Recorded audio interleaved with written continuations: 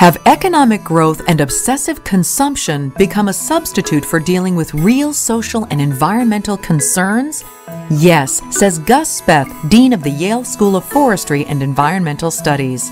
In his book, The Bridge at the Edge of the World, Capitalism, the Environment, and Crossing from Crisis to Sustainability, Speth says that in affluent countries like the United States, sustaining people and sustaining nature have been eclipsed by the relentless pursuit of economic growth. In our country, I would argue that we've reached the point of uneconomic growth, that we're having a lot of economic expansion costing us more than it's benefiting us. If you could add up all the environmental losses and other problems that commitment to growth at all costs is causing, the loss of our communities, the ruthlessness of the economy, and multinational corporations have taken 2 million jobs out of the United States the first few years of this decade, for example. There's been huge social, environmental, and personal costs to this commitment to keep growing at all costs. The Dean notes that it took all of history to build the $7 trillion world economy of 1950.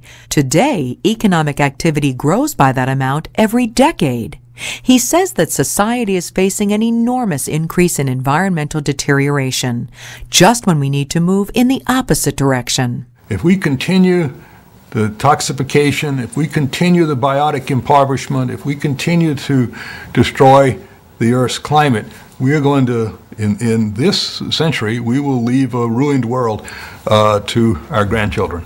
And all we have to do to ruin this planet is keep doing exactly what we're doing today. We don't have to have any growth whatsoever.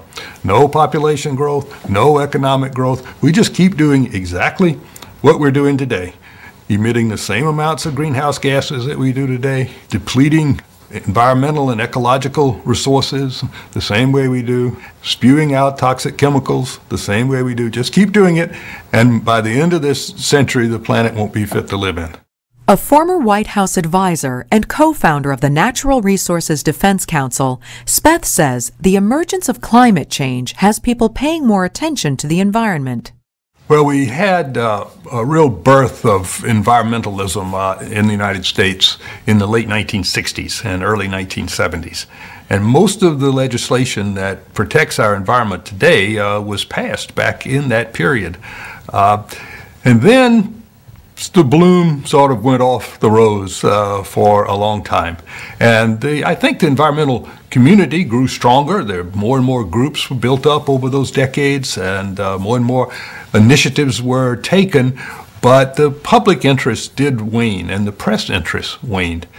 But it's come back again now in a big way, particularly, I would say, in the last 2 years almost. And I think it's largely driven by the climate issue and the deep, profound concern that people that now have about climate change and what that could do to the planet and what that could do to the future and their children and grandchildren. Speth says that growing social inequality is linked to environmental decline.